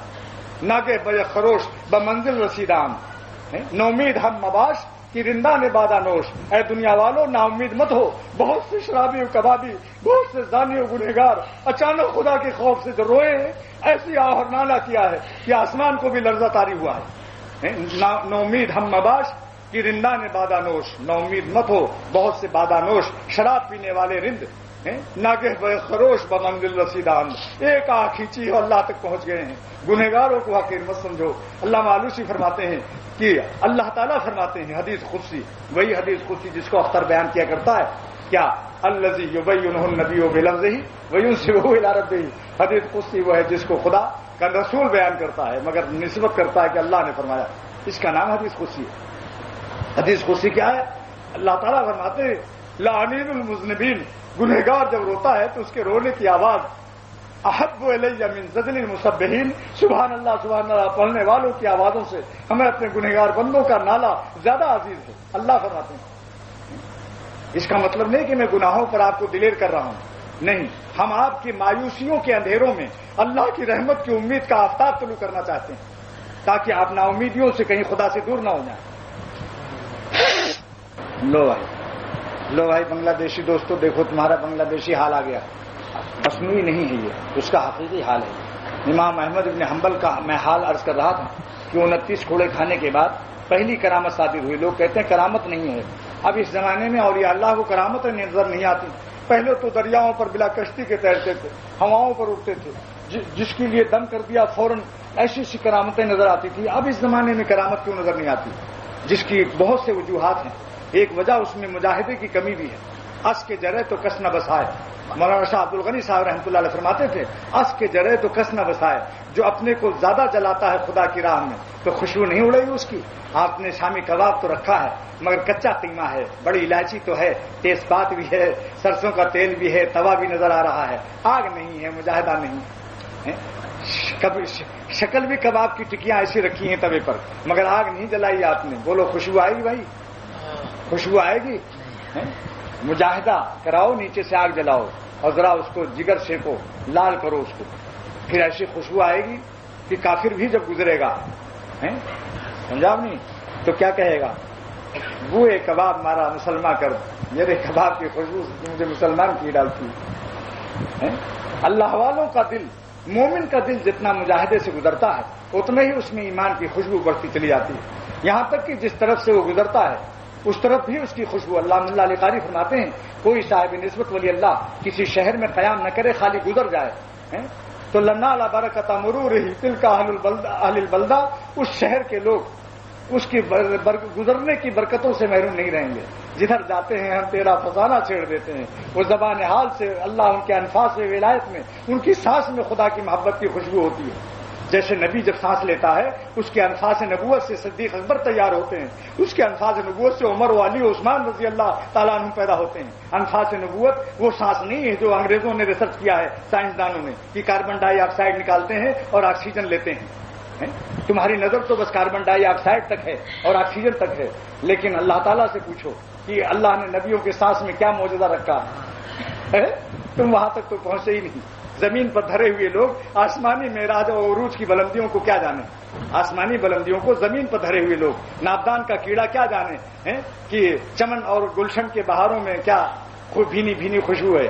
ناپدان کا کیڑا تو سمجھتا ہے کہ ساری دنیا کے چمن اور سارے چمبیلی گلاب اسی ناپدان کے گٹر میں ہیں۔ ہر بوئے گو میں اسے بوئے گل محسوس ہوتی ہے، ہر بوئے گو میں بوئے گل محسوس کرتا ہے وہ ناپدان کا کیڑا، سمجھا؟ لیکن ذرا باہر نکل کر دیکھو پھر معلوم ہوگا کہ کیا چیز ہے۔ تو دوستو، اللہ کے راستے میں جتنا بھی غم اٹھاؤ کم ہے، جتنا بھی مجاہدہ ہو، کوئی تکلیف ہو، خوشی خوشی جھیل لو، اللہ کے پورے پورے فرما بردار بن جاؤ۔ جتنا زیادہ غم جھیلو گے اتنے ہی بڑے ولی اللہ بنو گے۔ سن لو اس کو، یہ وہ غم ہے جو خدا کے راستے کا غم ہے، یہ وہ کانٹا ہے جو اللہ کے راستے کا کانٹا ہے۔ خدا کے راستے کا ایک کانٹا برداشت کر لو، ساری کائنات کے پھول مل کر اجتماعی طور پر اگر اس کو سلامی پیش کریں، اس کانٹے کی عظمت کا حق ادا نہیں ہو سکتا جو خدا کی راہ میں کسی کو چبھا ہو۔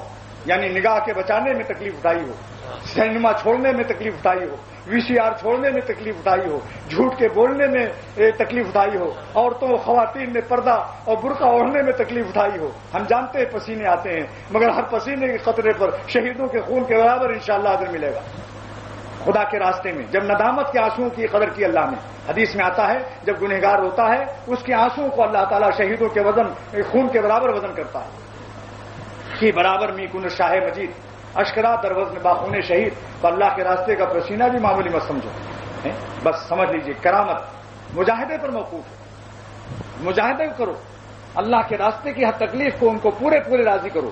تھوڑا سا راضی کر کے خوش نہ رہو۔ اگر آپ کو کوئی تھوڑا راضی کرے اور کچھ ناراض کرے، آپ کیا فیصلہ کریں گے اپنے نوکر کے بارے میں؟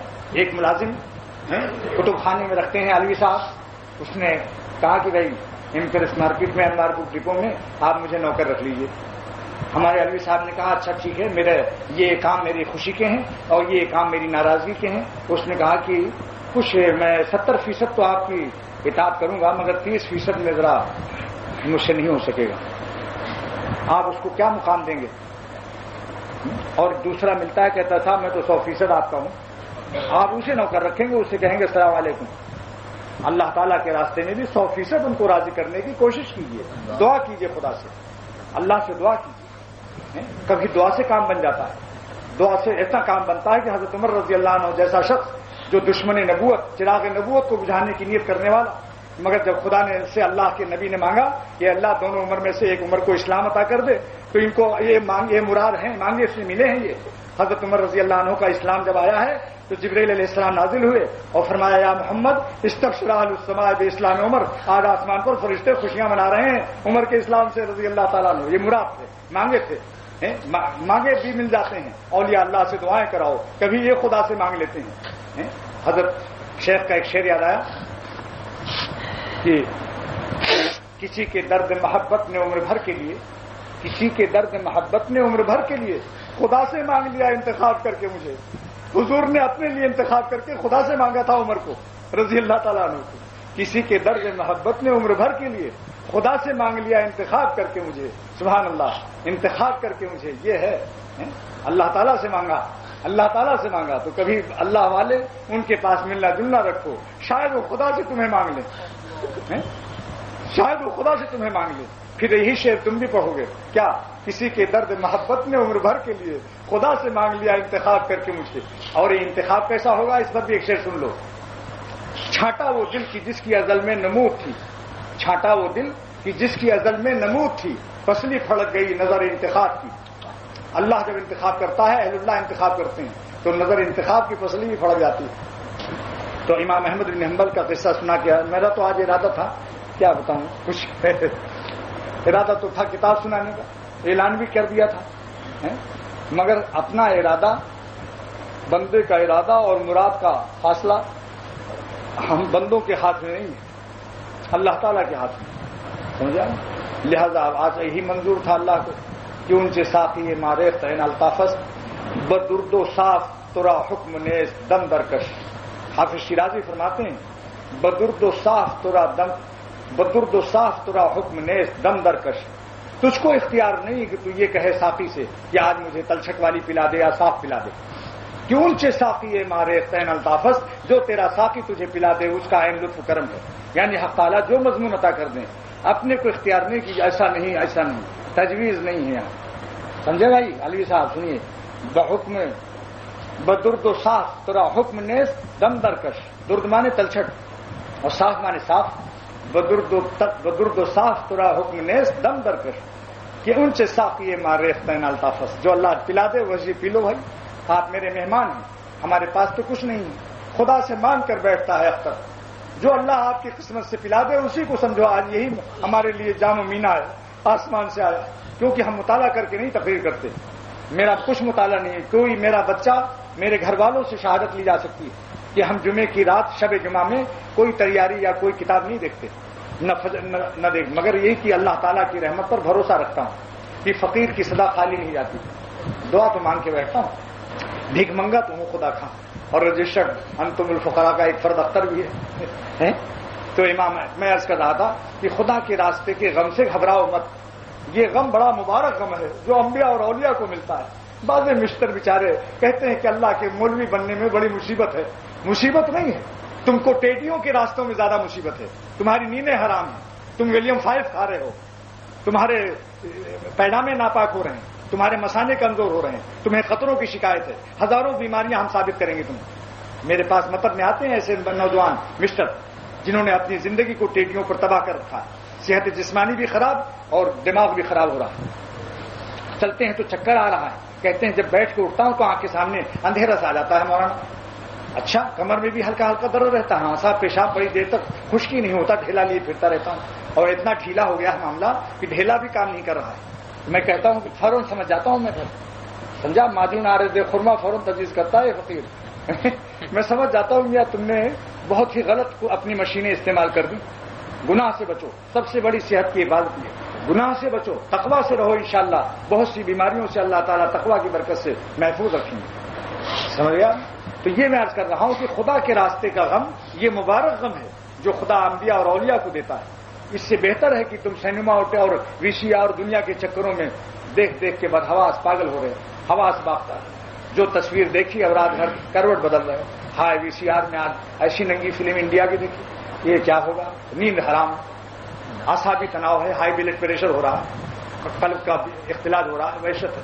بعضوں کی تو ہارٹ فیل ہو گئے. اسی ریکارڈنگ سے ایک عورت کا ہارٹ فیل ہوا، اخبار میں آیا تھا. کھول کے بتا دیتا ہوں. لے کے پہلا پیار اس نے جب سنا، بھر کے آنکھوں میں خمار، جادو نگری سے آیا ہے کوئی جادوگر. دوسرے دن اخبار میں آ گیا کہ ایک خاتون نے سن کر جان نکل گئی، ان کی ہارٹ ہی فیل ہو گیا. پتہ نہیں کون جادوگر ان کو کہاں سے یاد آ گیا، ہارٹ ہی فیل ہو گیا. یہ حسن دنیا بہت بڑا فتنہ ہے. ایک بڑے عالم کا لڑکا، میں نام نہیں لیتا ہوں، بہت بڑے عالم مشہور کا لڑکا ایک دن مجھے ملا تو اس کی چپل ٹوٹی پھوٹی تھی. میں نے کہا اس قدر سادگی کیوں ہے؟ کہنے لگے سادہ اس لیے رہتا ہوں کہ ایک دفعہ مکے شریف میں ایک خاتون اس کو دیکھ کر بے ہوش ہو گئی تھی، اس لیے جب سے میں ڈر گیا اپنے کو بگاڑ کے رہتا ہوں. تو یہ بہت خطرناک چیز ہے، اسی لیے حفاظت ہے. ایک صاحب نے کل مجھ سے کہا کہ صاحب یہ میں آپ کی تقریر میں ہمیشہ یہی ہوتا ہے کہ 16 برس والی لڑکی 70 سال کی ہو جائے گی، 5.5 نمبر کا چشمہ لگ جائے گا، کمر ٹیڑھی ہو جائے گی، لٹھیا لے کر آئے گی. 16 سال کا لڑکا 70 سال کا نانا ابا لگے گا. مگر یہ جو 10-12 سال ان کی جوانی ہوتی ہے، اس وقت کا زمانہ کیسے ہم گزاریں؟ میں نے کہا اس کا علاج آپ نہیں جانتے. اللہ تعالیٰ ہمارے خالق ہیں، ہم کو فرما دیا کہ تم سب ضعیف ہو، خلق الانسان ضعیفا، اور ضعیف قرار دے دیا تو تم کیوں بہادر بن کر دیکھتے ہو؟ اللہ تو فرماتے ہیں یغضوا من ابصارہم، یہ حسن میرا رکھا ہوا ہے، تم تاب نہیں لا سکتے ہو، تمہاری طاقت نہیں اس کو برداشت کرنے کی. دیکھو اپنی نگاہیں نیچی کر لینا، تم ضعیف ہو، ہم نے تمہیں ضعیف ہونا رجسٹرڈ کر دیا قرآن میں آیت نازل کر کے. خلق الانسان ضعیفا، انسان کمزور پیدا کیا گیا ہے. اور پھر فرمایا کہ یغضوا من ابصارہم، دیکھو ان حسینوں سے نامحرموں سے نگاہ نیچی کر لینا، تم ان کے حسن کی طاقت نہیں رکھ سکتے ہو. تو جب اللہ تعالیٰ منع کر دیں اور تمہیں کمزور قرار دے دیں تو جو بہادری دکھائے گا خدا کی مرضی کے خلاف اللہ کو پہلوانی دکھائے گا. حضرت عمر بخار میں مبتلا ہوئے، آہ نالا شروع کیا، ہائے مرے، بہت بخار ہے، یا اللہ رحم کرو، چیخ رہے تھے. ایک صحابی نے کہا اے عمر رضی اللہ عنہ، تم جیسا بہادر امت میں کوئی نظر نہیں آتا اور ذرا سے بخار سے چیخ رہے ہو. فرمایا کہ اللہ نے بخار اسی لیے دیا ہے کہ عمر کا ہائے ہائے سنیں. اگر بہادری دیکھنی ہوتی تو بخار نہ دیتے. بخار دیا ہی اسی لیے ہے کہ عمر ہائے ہائے کرے. کبھی خدا ہائے ہائے سننے کے لیے بخار دیتا ہے. اب اس وقت میں پہلوانی دکھاؤں؟ اگر ہائے ہائے نہ کروں تو اللہ میاں کو اکڑ کے پہلوانی دکھاؤں کہ عمر بڑا صبر کی طاقت رکھتا ہے. تو یہ عرض کر رہا ہوں کہ اپنی نگاہ اپنے کو کمزور سمجھو، نگاہ کی حفاظت رکھو، ایمان پر اپنے بھروسہ مت رکھو. خواجہ صاحب فرماتے ہیں اگر 10 برس تک تہجد پڑھتے رہو، 10 برس تک اللہ اللہ کرتے رہو اور کبھی نظر سے کوئی غلطی نہ کرو تو 10 برس کے بعد بھی یہ نہ سوچو کہ اب تقویٰ پکا ہو گیا، مضبوط ہو گیا، اب شاید غلطی نہ ہوگی. سن لو شعر. فرماتے ہیں بھروسہ کچھ نہیں اس نفس امارہ کا اے ظاہر، بھروسہ کچھ نہیں اس نفس امارہ کا اے ظاہر، فرشتہ بھی یہ ہو جائے تو اس سے بدگماں رہنا، فرشتہ بھی یہ ہو جائے تو اس سے بدگماں رہنا. یعنی اپنے نفس سے کبھی اطمینان نہ کرنا، ہر وقت ڈرتے رہنا. اللہ ما رحم ربی کی آیت پر نظر رکھنا. یہ ما مصدریہ ظرفیہ زمانی آئے اے فی وقت رحمت ربی و عصمت ہی، جب تک اللہ کی رحمت و حفاظت کا سایہ رہے گا گڑ گڑا کر مانگتے رہو گے تو بچے رہو گے. اور جہاں نہ عقل آیا کہ اب میں کچھ ہو گیا مولوی ملا صوفی اور تو میں سے کیا گناہ ہوگا تو کوئی بات نہیں، 10 سال سے تو میں اللہ اللہ کر رہا ہوں بس. غافل ادھر ہوا نہیں اس نے ادھر ڈسا نہیں. نفس کا ازدہا دلا دیکھ ابھی مرا نہیں، نفس کا ازدہا دلا دیکھ ابھی مرا نہیں، غافل ادھر ہوا نہیں اس نے ادھر ڈسا نہیں. آپ جانتے ہیں نفس کی مثال کیا ہے؟ مولوی فرماتے ہیں ایک سپیرا، سپیرا نہیں تھا بن گیا سپیرا، گیا تھا پہاڑ پر، دیکھا ایک ازدہا اجگر پڑا ہوا ہے 2.5-3 من کا، بہت بڑا، 10 فٹ لمبا، اتنا موٹا ہے، اور وہ سردی سے برف کی پڑنے سے ٹھٹرا ہوا مردہ پڑا ہوا تھا. اس نے اس کی ایک دم میں رسی باندھی. دم میں رسی باندھنے کا مطلب سمجھتے ہیں؟ یہ یو پی والے خوب سمجھتے ہیں. جب غصہ ہوتے ہیں کہتے ہیں تیرے دم میں رسی باندھوں، وہ ان کی گالی ہوتی ہے یو پی والوں کی. تو اس نے اس اجگر کے دم میں رسی باندھی اور گھسیٹ کر شہر میں لے آیا پہاڑ سے، اور وہ مردہ پڑا ہوا تھا، ٹھنڈک اتنی تھی، برف پڑا ہوا. تو پھر اس نے ڈوبی بجائی اور کہا شہر والوں میں اتنا بڑا جادوگر اور منتر جانتا ہوں سانپ کا کہ 3 من کا سانپ آج اجگر لے آیا ہوں اور میرے کمال مہارت کو آج تسلیم کر لو. سب تمام شہر دوڑ آیا. اس کے بعد جب سورج نکلا اور آہستہ آہستہ اس کو گرمی ملی اجگر کو، سانپ کو، تو وہ تھوڑا سا رینگا. تو سب سے پہلے یہ منتر جاننے والے صاحب نے جو دعویٰ کیا تھا اور تو بعد میں بھگے، سب سے پہلے یہ بھگے کیونکہ یہ سمجھتے تھے مردہ ہو گیا. مولوی فرماتے ہیں نفس کا یہی حال ہے. اللہ والوں کی صحبت سے، اللہ اللہ کرنے سے نفس مردہ بنا رہتا ہے. لیکن ذرا ٹیڈیوں کے پاس جاؤ، سینما دیکھو، VCR دیکھو چھپ کے، یا ریڈیو کا کوئی گانا، پھر دیکھو یہ اجگر صاحب کیسا آنکھ کھولتے ہیں. ابھی تو مسجد میں آنکھ بند کیے مراقبے میں، مسجد میں تو آنکھ بند کیے مراقبے میں رہتے ہیں، لیکن ذرا سڑکوں پر انہیں مقدس کو دیکھو. ریاض خیر آبادی نے ایک صوفی کو دیکھا کہ وہ نقلی صوفی تھا، سینما کی لائن میں منہ چھپائے ہوئے رات کو اندھیرے میں کھڑا ہوا تھا، سمجھا نہیں. اور دیکھا کہ کوئی ہمارا دوست نہ جانے ورنہ کہیں گے یار تم کیا کر رہے ہو. منہ میں ڈھانٹا کہتے ہیں اس کو، منہ چھپائے ہوئے کھڑے تھے. ریاض خیر آبادی شاید تو جانتے ہیں منہ پھٹ ہوتا ہے، نہایت گستاخ ہوتا ہے، اسے کوئی ڈر ور نہیں ہوتا شعر کہنے میں. اس نے دیکھا تو پہچان لیا تو وہی دوست ہے جو آنکھ بند کر کے مسجد میں مراقبے میں تھا. فوراً اس نے کہا جناب شیخ ہیں، جناب شیخ ہیں، آداب عرض کرتا ہوں. سنا یہ آداب عرض خاص ہے، لکھنؤ کی زبان ہے یہ. جناب شیخ ہیں، آداب عرض کرتا ہوں. یہ منہ چھپائے ہوئے رات کو کہاں استاد؟ لو بھائی استاد پکڑے گئے، استاد صاحب پکڑے گئے سینما کی لائن میں. تو دوستوں نفس پر کبھی اعتماد نہ کرو، سمجھا نہیں، ورنہ یہ ڈھانٹا باندھ کر سینما میں بھی لگ جاتا ہے. اعتماد نہ کرو، اللہ سے گڑ گڑاتے رہو، روتے رہو. بری صحبتوں میں مت جاؤ، اپنے کو بہادر مت سمجھو، اچھی صحبتوں میں رہو. انشاءاللہ تعالی زندگی پار ہو جائے گی، مزے سے پار ہو جائے گی. شاہ عبد الغنی صاحب رحمۃ اللہ علیہ کا ایک جملہ یاد آیا. فرمایا اختر خدا کا راستہ ہے تو مشکل، مگر کوئی اللہ والا مل جائے تو یہ راستہ صرف آسان نہیں ہوتا بلکہ مزیدار بھی ہو جاتا ہے. یہ آخری جملہ آج کے دن کا سنا رہا ہوں کہ اللہ کا راستہ یوں تو مشکل نظر آتا ہے، لیکن اگر کسی اللہ والے سے محبت ہو جائے، اس کی صحبت نصیب ہو جائے تو خدا کا راستہ نہ یہ کہ آسان ہو جاتا ہے بلکہ مزیدار بھی ہو جاتا ہے. حضرت کا ایک لفظ میں مزہ آ رہا ہے اختر کو. مجھ سے پوچھو کہ میری جان کو کیا مزہ آ رہا ہے. جس سے محبت ہوتی ہے اس کی گفتگو میں بھی مزہ آتا ہے. یہی اسی لیے ایسے وقت پر اختر شعر یہ پڑھا کرتا ہے. مجھے سہل ہو گئی منزلیں کہ ہوا کے رخ بھی بدل گئے، مجھے سہل ہو گئی منزلیں کہ ہوا کے رخ بھی بدل گئے. تیرا ہاتھ ہاتھ میں آ لگا تو چراغ راہ کے جل گئے. اللہ والے کا ہاتھ دوستو اپنے ہاتھ میں لاؤ، پھر دیکھو خدا کا راستہ کیسے طے ہوتا ہے، نہایت مزیدار طے ہوگا انشاءاللہ۔ سینما وسیار، دنیا بھر کی ٹیڈیاں، دنیا بھر کے شراب کباب نگاہوں سے گر جائیں گے، ایک اللہ میں وہ مٹھاس آئے گا، کیونکہ اللہ تعالیٰ مثل نہیں ہے ان کا کوئی، وہ لا مثل لہو ہیں، لا نظیر لہو ہے، ولم یکن لہو کفوا ہے، ان کا کوئی ہمسر و برابری کرنے والا نہیں ہے۔ خدا کے نام کی لذت بھی کا مثل دنیا میں نہیں ہے، یہاں تک کہ جنت میں بھی نہیں، اگر ہوگی تو اللہ کے نام ہی سے ہوگی، سمجھا؟ اس لیے علامہ فخر الدین رازی نے تفسیر کبیر میں لکھا ہے وَاعْلَمُوا أَنَّ مَعْرِفَةَ اللَّهِ تَعَالَى جنت الحاضرۃ، ارے اللہ کو پہچاننا، ان کی محبت کرنا، یہ نقد جنت ہے، جنت حاضرہ ہے۔ حاضر اشتاق بولتے ہیں تاجر لوگ، دنیائی میں جنت بن جاتی ہے، یہ دنیائی میں جنت بن جاتی ہے۔ اور بظاہر آپ کہیں گے اللہ والے تو بہت ہی عشق الہی میں تڑپنے رہتے ہیں، تو بھلا ان کو چین کیا ملتا ہوگا؟ سن لو، اللہ کی یاد میں تڑپنے سے جو مزہ آتا ہے، اس کا مزہ شاہ محمد احمد صاحب الہ آبادی بزرگ کی زبان سے سنیے، شعر فرماتے ہیں لطف جنت کا تڑپنے میں جسے ملتا نہ ہو، لطف جنت کا تڑپنے میں جسے ملتا نہ ہو، وہ کسی کا ہو تو ہو لیکن تیرا بسمل نہیں۔ اللہ کا جو بسمل ہوتا ہے، خدا کا جو عاشق ہوتا ہے، اسے تو اللہ کی یاد کے تڑپنے میں مزہ آتا ہے۔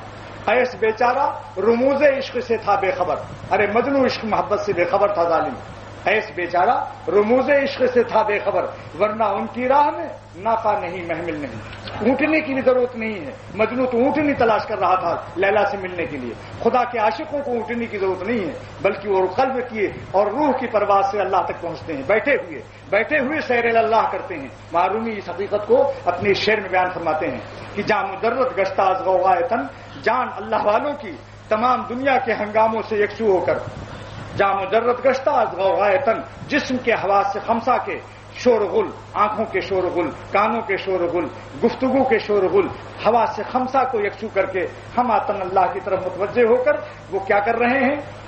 می پرت با پر دل دے پائے تن، اللہ کی طرف اڑ رہے ہیں دل کے پروں سے، جسم کے پیر سے نہیں چلتے، وہ جسم کا پیر وہاں نہیں کام دیتا، وہ دل کے پر سے اڑتے ہیں، قلب اڑتا رہتا ہے اللہ تعالیٰ تک ہر وقت۔ ملائے خشک کی سیر تو مہینے میں ایک دن کی ہوتی ہے، اور سیر عاشق ہر دم تا تخت شاہ، ہر سانس میں اللہ تک پہنچتا ہے، ہر سانس میں۔ تو امام احمد بن حنبل رحمۃ اللہ علیہ کا قصہ پورا کر کے آج کا باز ختم کرتا ہوں۔ امام احمد بن حنبل رحمۃ اللہ علیہ جب 29 کوڑے کھائے، 29 کیوں بھائی سمجھ گئے؟ 29 یا 29 بولوں؟ بولو بھائی، سمجھ گئے 29 کوڑے؟ ورنہ 29 بھی جانتا ہے اختر۔ 29 کوڑے کھائے، 4 کوڑوں پر تک تو بولتے رہے، پہلے کوڑے پر بسم اللہ، دوسرے پر لا حول ولا قوت الا باللہ، تیسرے پر القرآن و کلام اللہ غیر مخلوق، اور چوتھے کوڑا کھانے کے بعد نہیں اسی بنا الا ما کتب اللہ لنا پڑھا۔ چوتھے کوڑے 4 ہی کوڑے کھائے تھے کہ کرامت کے قابل ہو گئے، کرامت صادر ہونی شروع ہو گئی، پیجامہ گر گیا، چوتھے کوڑے پر اظہار بند ٹوٹ گیا، اللہ نے کرامت اسم اعظم عرض کیا اللہم انی اسألک باسمک الذی ملأت بہ العرش، اپنے اس اسم اعظم کے صدقے جو عرش پر لکھے ہوئے ہیں، اس کی برکت سے مجھے پردہ نہ کیجیے۔ فوراً پیجامہ اٹھ گیا، ٹوٹا ہوا اظہار بند اور پیجامہ اوپر، فرشتوں نے سنبھالا میاں، ان کے ہو کے تو دیکھو، فرشتے خدمت کریں گے تمہاری، فرشتے خدمت کریں گے۔ اٹھ گیا پیجامہ خود بخود۔ اس کے بعد دوسری کرامت کیا ہوئی کہ خواب میں دیکھا ایک محدث عظیم نے، ملا علی قاری نے جلد اول میں امام احمد ابن حنبل کے حالات میں شرح مشکات کے اندر لکھا ہے کہ فوراً ایک محدث نے خواب میں دیکھا، پوچھا کیا گزری؟ کہنے لگے اللہ نے پوچھا اے احمد تو کیا میری راستے میں مارا گیا؟ عرض کیا بے شک اے میرے رب، میں تیری راہ میں بہت مارا گیا، زخمی ہو گیا، بے ہوش ہو گیا۔ 29 کوڑے لگے۔ فرمایا اچھا اتنا بڑا تم نے مجاہدہ کیا، لو قد اباحتکم نظر، قد اباحت لک النظر الی وجہہ، میں نے اپنے چہرے کی طرف، اباحتو کا قد اباحت لکا، تیرے لیے میں نے جائز کر دیا، النظر الی وجہی، میرے چہرے کو تو دیکھ لے، یعنی میرا دیدار کر لے، جبکہ دوسروں کو جنت قیامت کے فیصلوں کے بعد نظر آئے گا۔ اب یہ تو کرامت 2 صادر ہوئی، ایک خواب کی ایک بیداری کی۔ اب ایک کرامت اور سنیے، ان کے حالات میں لکھا ہے کہ سرکہ بہت کھایا کرتے تھے، ان کے بیٹے عبداللہ محدث کہتے ہیں کہ میرے والد صاحب سرکہ استعمال کرتے تھے، اور میں نے مشکات میں پڑھا ہے کہ جس گھر میں سرکہ ہو گھر محتاج سالن نہیں، جس گھر میں سرکہ ہو، حضور فرماتے صلی اللہ علیہ وسلم وہ گھر سالن کا محتاج نہیں، اور فرمایا نعمل ادام الخل، ادام ہے اس کی جمع ادوم آتی ہے بے کسر الحمزہ، ادام نہیں لفظ، نعمل ادام الخل، بہترین سالن سرکہ ہے، اور سرکے کے لیے اطباء نے لکھا ہے، یہ تو نبوت کے الفاظ سن لیے، اب اطباء جسمانی کو سنیے، فرماتے ہیں سرکہ استعمال کرنے والے کو کبھی ورم جگر نہیں ہوگا، کبھی تلی میں ورم نہیں ہوگا، کبھی میدے آنتوں میں ورم نہیں ہوگا، اور کبھی اس کے چربی یعنی جو آج کل کولیسٹرول کیا کہتے ہو بھائی، دیکھو الفاظ مجھے تو آتے نہیں، میں نے تو بول دیا ہے، وہ جو جس سے خون میں چربی بڑھ جاتی ہے اور خون گاڑھا ہو جاتا ہے، اس سے پھر ہارٹ اٹیک ہوتا ہے۔ تو چربی آپ تجربہ کر لیں، کوئی سالن پکائیں جس میں خوب ڈالٹا گھی ڈال دیں اور چربی بھی ڈال دیں، پھر 1 تولہ سرکہ ڈال دیں، چربی اچھا الگ ہو جائے گی، سالن الگ ہو جائے گا۔ تو سرکے میں خاصیت ہے کہ خون کی میں چربی بھی مقدار نہیں بڑھنے دیتی، یہ اس کی خاصیت ہے۔ تو اس میں دنیاوی فائدے تو خیر ہیں، مگر آپ تو سنت سمجھ کر کھائیے کبھی کبھی، بشرطے کہ نزلہ کھانسی ڈبل نیمونیا نہ ہو۔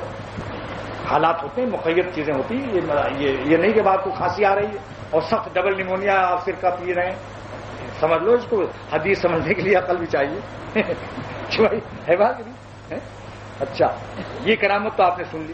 اس کے بعد فرماتے ہیں ان کے صاحبزادے کہ میرے والد نے 5 حج کیے، 3 پیدل 2 سواری پر، اور عبداللہ جن کے صاحبزادے ہیں وہ فرماتے ہیں کہ میرے والد ہر فرض نماز کے بعد، ہمیشہ نماز کے بعد ایک دعا مانگا کرتے تھے۔ وہ دعا یہ ہے کہ اللہما کما سنت وجہی سانہ یسونو، سیانتن کے معنی حفاظت کے آتے ہیں، یہ نصر عنصر سے آتا ہے، سانہ یسونو اللہما کما سنت وجہی، سانہ یسونو قال یقولو، جب وہ قلتا ہے تو یہ سنتا ہوگا، سواد سے ہے بسواد، اللہما کما سنت وجہی عن السجود لغیرک۔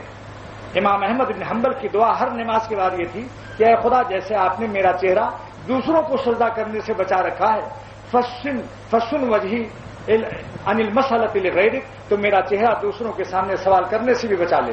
جو سر آپ کے لیے وقف ہو چکا ہے وہ سر دوسروں کے دروازے ٹھوکر نہ کھانے پائے، جو سر آپ کے آستانے پر پڑا ہوا ہے سجدے میں، اس سر کو ذلیل نہ فرمائیے، یعنی کسی کا محتاج نہ کیجیے کہ دروازے مانگتے پھریں۔ اللہم کما سنت وجہی عن السجود لغیرک، اے خدا جیسے آپ نے میرا چہرہ بچایا سجدہ کرنے سے غیروں کے، فسن وجہی، میرا چہرہ بچا لیجیے عن السجود عن المسألۃ لغیرک، کسی کے سوال کرنے سے۔ اب آخری ایک کرامت بیان کر کے مضمون ختم کرتا ہوں۔ یہ آخری کرامت ہے امام احمد بن حنبل کی، اور وہی مجاہدہ کیا تھا۔ جو ولی اللہ جتنا مجاہدہ کرے گا خدا اس کو اتنی ہی کرامتوں سے نوازتا ہے۔ کرامت آسانی سے نہیں ملتی۔ کیا آپ کہیں بھائی میں بھی ذرا آسمان پر اڑنا چاہتا ہوں؟ آپ کرامت کو طلب بھی نہ کریں، استقامت حاصل کریں دین پر۔ استقامت 1000 کرامت سے افضل ہے۔ آپ نے تو یہ مقولہ سنا تھا الاستقامت فوق الکرامہ، استقامت کرامت سے افضل ہے، مگر ملا علی قاری نے جو عبارت لکھی ہے الاستقامت فوق الف کرامت، استقامت 1000 کرامت سے افضل ہے، الاستقامت فوق الف کرامت، سمجھا؟ الف کی تمیز ہمیشہ مفرد مجرور آئے گی۔ اب کرامت سنیے، امام احمد اللہ کے راستے میں جو اتنا زخم اٹھائے گا اس کو کرامت نہ ملے گی، حلوہ کھانے والوں کو ملے گی، بلوا کھانے والوں کو ملتی ہے۔ سنا بھائی، حلوہ کھا کی کرامت نہیں ملتی، جو نفس سے بلوا کر لے، لڑائی ہے نفس سے بلوا کر لے، بلوا ہوتا ہے نا ہنگامہ، نفس سے لڑو، بس پھر دیکھو انشاءاللہ۔ اب آخری کرامت یہ ہے کہ جب یہ 230 سال ہو گئے، ملا علی قاری فرماتے ہیں کہ امام احمد ابن محمد ابن حنبل کو انتقال کو 230 سنتن 230 سال گزر گئے۔